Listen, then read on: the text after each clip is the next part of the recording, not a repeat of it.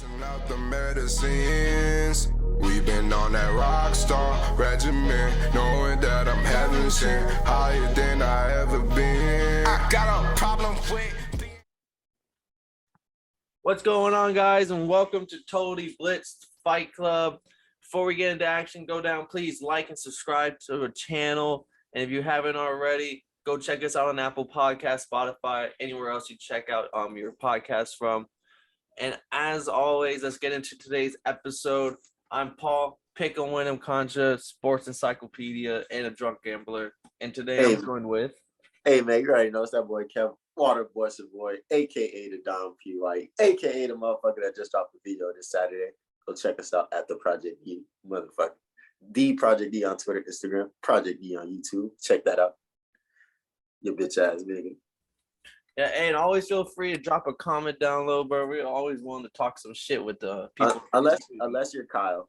We know that you can't read, so we're not even going to struggle you, stress you like that. We'll read them out to you at movies next time we see you. Hey, if you got an iPhone, you do have those audio features. You can always talk. Oh, there you go. Talk to Siri. Let Siri do it for you. Yeah. But so like he said, that boy Kev dropped a video this Saturday. Everyone go check it out on Project E. And then after you checked out a Project E video Saturday, then we could talk about the fights that happened this Saturday.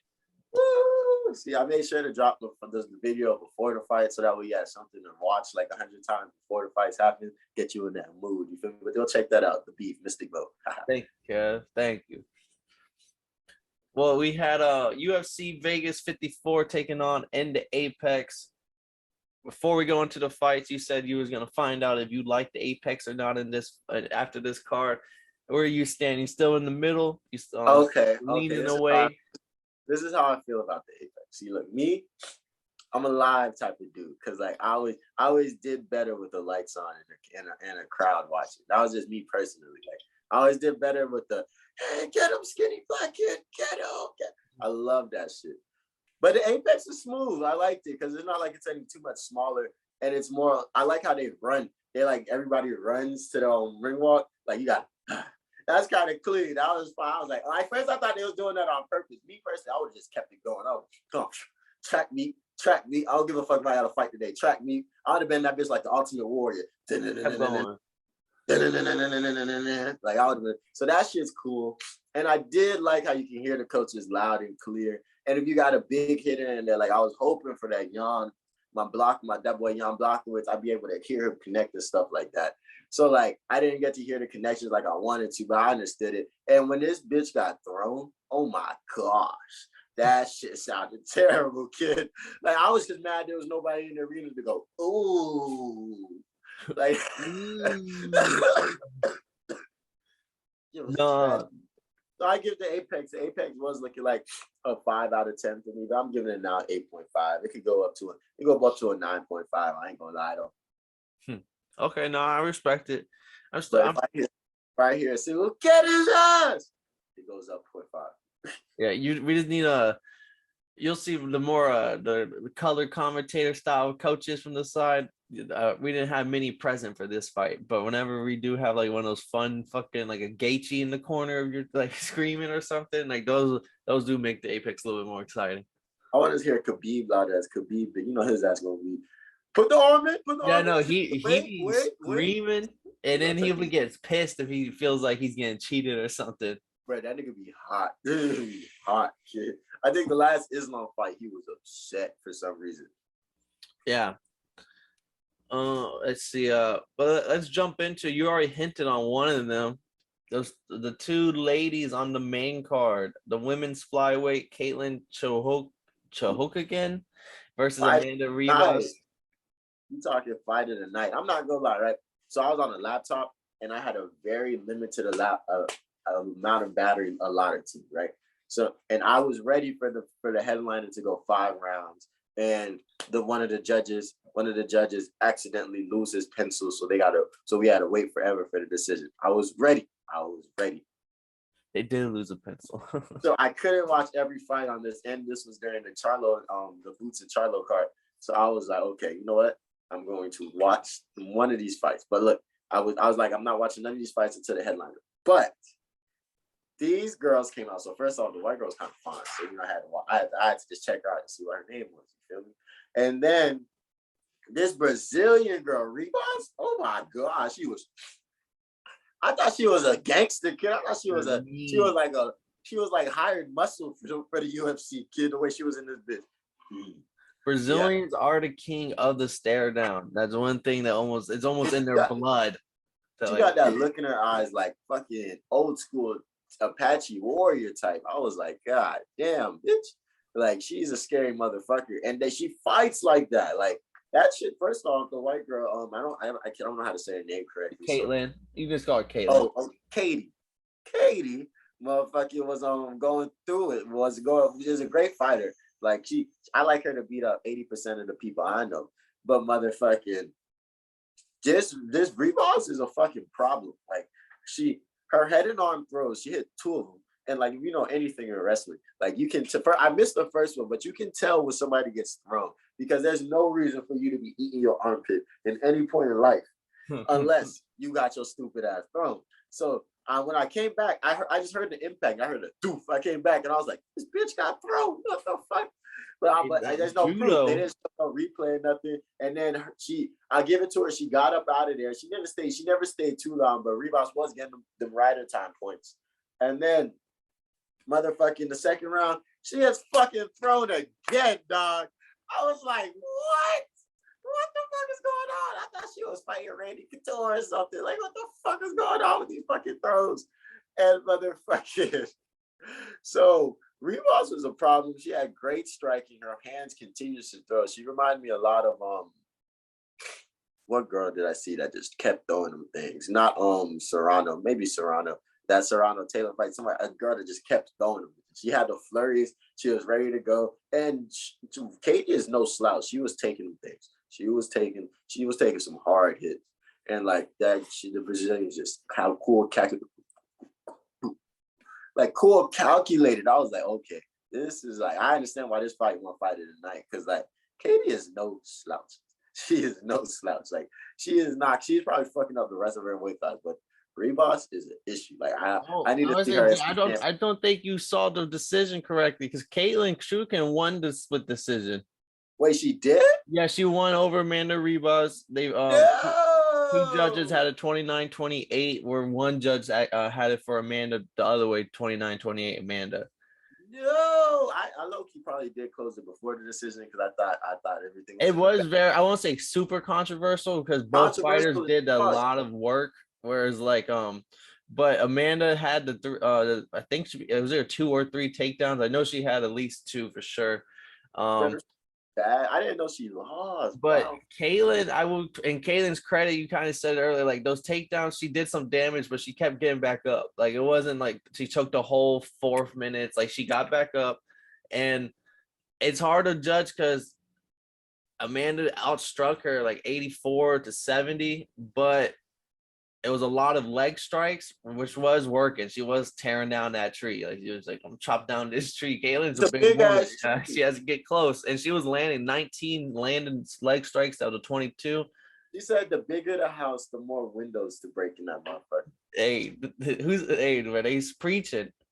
But Caitlin did just enough. She did, even though she was outstruck by like 13 strikes, she did land 63 significant strikes to Amanda's 55.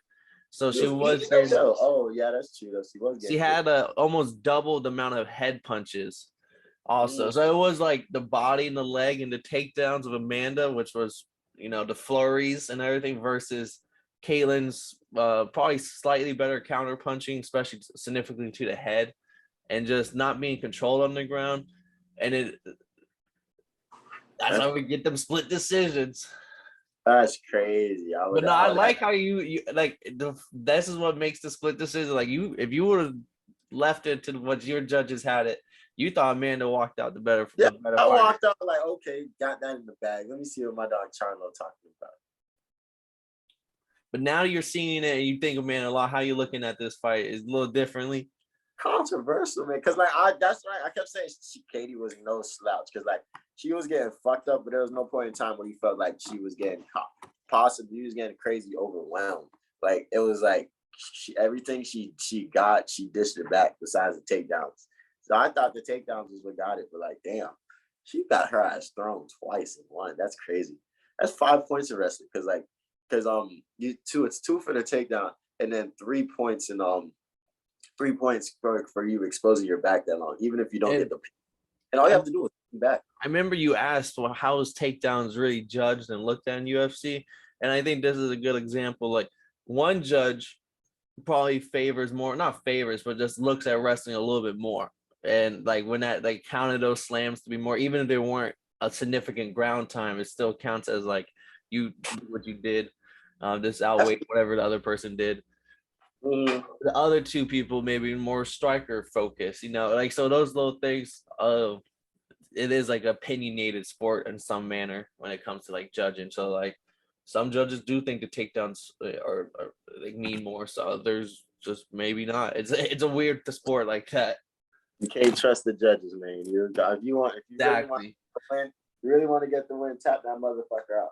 Really make it motherfucker. Do what Ryan Spann did. It took that man 2 minutes to get Ion Cutelaba out in the co-main event not last night, but over the weekend. I'll lie to you. That's probably the best pronouncing I've ever heard you say of a name before. What's his name? Ion Cutelaba. And Ryan Spann, he was the ranked fighter going into it. The other guy's unranked, but he's a promising prospect. And but Ryan Spann was the underdog going into the fight, and I felt like that kind of put a chip on his shoulder to be like, hey, that's how y'all feel about me? Let me go choke this motherfucker out with a guillotine in 2 minutes. Not a guillotine. Oh my goodness. And I mean, to give Cutelaba some praise, he is the one who got the takedown. He was 3 for 3 on takedowns. He's a wrestler, so he got his takedowns. He was in control and with a minute. And they had over a minute and a half on the ground, and he was controlled for about a minute and 20 of it. But all it took was 6 seconds of controlled time to lock in that guillotine and turn the lights out for old Cutelaba. Bro, that shit is a painful. What do you think probably the most painful submission? Probably not most painful, but the again, Kano Nagi roll. Because you're basically you're both standing in front of each other. Tony Ferguson, look up, he does the inaugural really well. Look up him, and basically you go from standing like on your feet in front of each other. The motherfucker rolls, and when you roll, he locks his feet in with your feet, takes you down, and then now like he has like a Ric Flair figure 4 type shit, and it's very rare, very awesome to see, and I feel like it's the most disrespectful because it's like. Not disrespectful, just like when it happens, because if someone takes your back and you get choked, it's like, damn, not much I could have done there other than like not give up my back. But like when someone's on your back, they're on your back. But to get submitted from standing, like from striking distance, it's crazy. That's kind of scary. And let's see. I think Ryan Brand was like ranked 14, so hopefully he moves up something and he gets to fight some higher competition. And he definitely needs to work on his wrestling defense because the 3 takedowns on 3 takedown attempts, he definitely didn't look too good. Okay. And then we had the main event of the night. This fight could have went either way. It was going hard for a while. Jan Blachowicz wins with the TKO in round 3 and to take out Aleksandar Rakic. What was the leg wrap? I believe it was torn ACL or meniscus or something that wasn't supposed to be getting shifted. And what did you think about the fight? How were the fighters looking before the incident happened? But that shit was out of movie, dog. Like that shit was like, you ever see like the movies where they just like that? That shit was out of movie, kid. Like he was literally, it was like I would say no contact because like maybe the kick to the other leg before that made him step in a way that his leg shouldn't have stepped in. Maybe it was already on the edge already, and he could have tripped. He could have tripped down the stairs the next day and probably tore it. Like, you never know when it comes to certain injuries, especially like that. But like, that was crazy. Like, it just because the fight was going there. Because the fight was going there. Like, the fight was straight. It was going back and forth. I had Jan winning the first round, but Rakic looked like he wanted to go he wanted to do something. Like, he was really being active. I wanted to see what his gas tank looked like. But I think Jan probably would have. I don't even want to say it because that was the first round. But like, when he just walked back in there, it was just upsetting and troubling. Like, it looked a lot better than when I watched my first time watching a UFC card. Not first time, but one of my first few UFC cards, and Connor messed up his ankle. Ooh, that one was bad. Yeah, it wasn't like that, but it was still like fresh out of the movie. And like, the thing about it, when I saw it happen, because you seen it immediately, because he grabbed his shit and fell without anybody touching him at the beginning of the round. But like, I didn't know if they was gonna stop the fight, because like UFC, like, if I didn't know like they were quick like that. They could have just been like, maybe he's going to his back for a second, like if he immediately, because there wasn't no like. Because in wrestling, there's the injury time. Even in the WWE, they have like a emergency X. Yeah, they have the emergency. It's up to the ref, and I think also when Rakic screamed in pain as it happening, that was like almost like, even if you don't normally stop fights because someone gets hurt in the leg or something, to see someone drop in pain like that, like, you're probably like this immediate, like, this instinct that, all right, this is over. The worst part, I seen the Ultimate Fighter, and they said there was somebody had tore their shoulder or something like that, and then there was like, no, somebody had broke their collarbone, something really bad in this area, and the coach was like, I understand you got hurt and everything, but there are no timeouts in UFC. And I was just like, sometimes you gotta fake it till you make it. You motherfuckers are different, because like, I know how it feels to like break your ankle. Like, you can't let that. I know how it feels to break your thumb, because you can't let that trainer come over, because no trainer's gonna clear you to do that shit. So like, you gotta just continue, get up, like, no, I'm straight. Yeah. With this fight, I will say Rakic looked really good. He had like 4 minutes control time. I can't remember which round it was, but there was one round where he rolled him for like 3 minutes, 3.5 minutes. And but Jan, them heavy hands, he landed quite a few counter punches that were just hitting on the dime and setting up the combos with the body shots. Like, I just forget how technically sound he is until you watch him, and he is like a body punch to the fucking, like, to the liver, and like ducking his head, going uppercut, like he be throwing them things. But his leg kicks, I mean, they were talking about it early in the first round because they both were like throwing leg kicks back and forth, and Jan was checking Rakic, and Rakic wasn't checking Jan's, and they were saying like that will add up over time in the fight. You can't just keep letting your leg get kicked like that. Especially, remember I told you, but Jan's a fucking tree trunk. Like, his legs are massive. So, and Rakic, who is a big guy, but he is like a taller guy, so his legs aren't as built as the rest of his body. And I'm not gonna say that's the exact reason why it happened, but I mean, 15 leg kicks from Jan that are like not getting checked at all, like straight to the fucking shin or wherever he's hitting, like, that's not helping your knee, which was already compromised from what it looked like. So it was a bad way to win, and I don't know who would have pulled it out because it was very even. It could have went to the judges. It could have been a knockout in the next round. But that boy Jan did not. 39 years old. He looked just as good as I remember him. Like, that ageless wonder coming out of Poland. Like, I don't like, other than Glover Teixeira, the champion.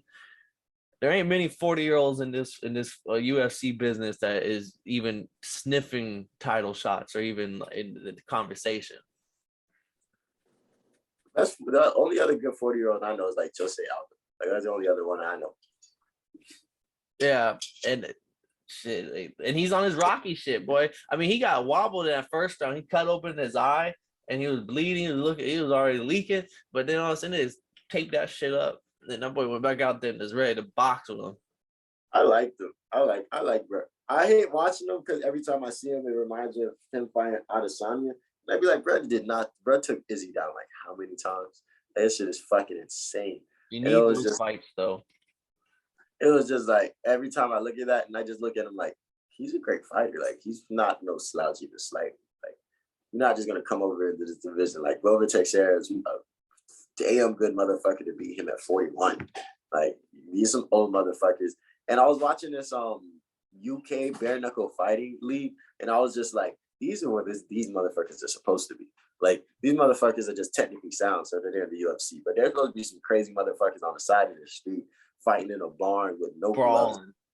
just throwing them things. Big bar fighting. Like, that's It what looks these like he got motherfuckers- like 4 brothers too, and like he's the smallest of the brothers, like the Jokic brothers. Like there's They're 4 right. other like killers that are just crazy. Yeah, and these niggas, like, they're like the Lesnar brothers. Like, they just come in this motherfucker. They go places just to fight. Like, Yeah. these motherfuckers would still be fighting if they weren't in the UFC. If it wasn't for the UFC, these men would be terrorizing this countryside of Poland. You'd be scared to sell some chickens and goats on their side of the tundra. No, anyway, that boy did it, and we ran a poll. I want to say 85% of the people who voted said that whoever won this fight should go fight for the belt. There was 4 options. Yeah, both of them can fight for the belt. Neither. Whoever wins this, neither will fight for the belt, or only one of them would be able to fight for the belt. But majority of everyone said this is basically a number 1 contender fight. So they need to. I'm not gonna lie. I'm kind of down to go train in like Poland or like Serbia or like deep in Russia. Well, maybe not right now, but like motherfucking, like I'm down to go. I feel like the air, the cold, the motherfuckers that walk by you, like even Norway, like motherfuckers that walk by you, just who let this weakling on the planet and then walk off. I'll be like, yeah, this one I needed. keep strutting on you. Let me go punch this punching bag. Let me go punch this piece of fucking beef. You're terrible. I feel like the boys is cutthroat out there, dog. No, I co-sign 100%, bro. I'm looking at Jan, and I'm like, there's a whole country of you. Yeah, there's no country. These motherfuckers like, There's a whole damn. country of Jans Oh and God. Janettes. Don't get me started on the women. I bet you the women is fucking up. But yeah, I feel like there's 2 places, somewhere cold like Poland or like somewhere feisty like Ireland. That's where I'm gonna go train at for my celebrity UFC fight. Hey, bro, y'all heard it here first. Stay tuned. Y'all nigga, I'm gonna come back. Be like, yeah, Kevin, how you gonna make 205? No problem. No problem, no, bro. Take notes on the beer. But before we head out, anything else any about this fight card or a certain fight or anything you just want to say to get off your chest before we close out? Ultimate Fighter is fighting, bro. This shit is fun. Like I'm enjoying watching Ultimate Fighter like in real time, like versus like watching like some random like clips on YouTube. The Ultimate Fighter hitting Team Nunez, Team Pena. I gotta finish the last episode, but it was funny because Pena knew this girl. They have a Reboss type girl, right? That was Pena's first pick. So but there was a girl, I can't remember her name, right? She's kind of fine. She gets put she already knew Pena already, like they knew her coaches and stuff like that. And she was at her last fight, like commentary and stuff like that. So she was kind of hurt that she didn't get picked on to Pena's team. But not only that, Pena picked her number 1 seed, Reboss type, Brazilian Jiu-Jitsu, brawling crazy motherfucker against it. So like now she's like, well, I guess me and Pena aren't as close as I thought we were. So she feels a little betrayed. And I'm like, that's crazy. Like, this is some Dana White, Vince McMahon type shit. Like Dana White, like, hey Pena, you know any good fighters? There's blah blah blah. Let's get it. The Like, Ultimate Fighter, they say that's one of the reasons why it kept the fighting afloat was just because the reality TV show was doing so well. they said they put all into it too. Like the first, like it was like, bro, we gotta figure something out. And like they didn't want to just put regular UFC on the shit, so they had to like maneuver it. Spice it up. Yeah, but like this shit is lit. Like this shit is crazy. And then there was another story. There's 2 girls in there that have fought before. Like they just fought. Like they were each other's last fight, and they're on 2 opposite teams. So like there might be a rematch in that motherfucker. Oh, that's wild. No, that's pretty. Yeah. Well, real quick, have you picked the side yet? I haven't watched it yet, so I have to pick a side. I'm probably leaning towards Nunes because that was my champion. I'm not gonna lie. If you picking Nunez, I'm picking Pena. Okay, I respect that because I haven't watched it yet, so I'll go in blindly to say I'm gonna rock with Nunes or whatever she's doing. I'm gonna rock with.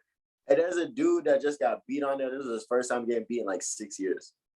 Whew. Nah, see, that's what makes the show so exciting. And it's not live, but like feels live. Like, I'm feel the pain for you, dog. Damn. Yeah, so it's crazy. And they over there talking to each other about the fight afterwards. And I was like, wow, that's some good sports and shit. Like, niggas genuinely come. He's like, yeah, bro, you a tough motherfucker, bro. You just was not going down. But that's what I got, man. Tune into the Ultimate Fighter. That shit is lit. Yes, sir. And stay tuned. We got Holly Holm versus Caitlin Vieira. Our next UFC card will cover another Apex banger. So stay tuned later this week. And of course, if they fight in boxing, we covering it. And and please keep this Charlo review. This Charlo recap because that fight was a banger. And that shit gonna be coming to you later this week. But if I didn't tell you, you know Paul gonna tell you. That this has been Totally Blitz Podcast. Again, go like and subscribe. And if you don't, use a big You bitch. Got a problem with being problematic. Get the light beam on me ready for electrostatic. Don't you step into this box if you're not batting. Then my gang got tools, you could call them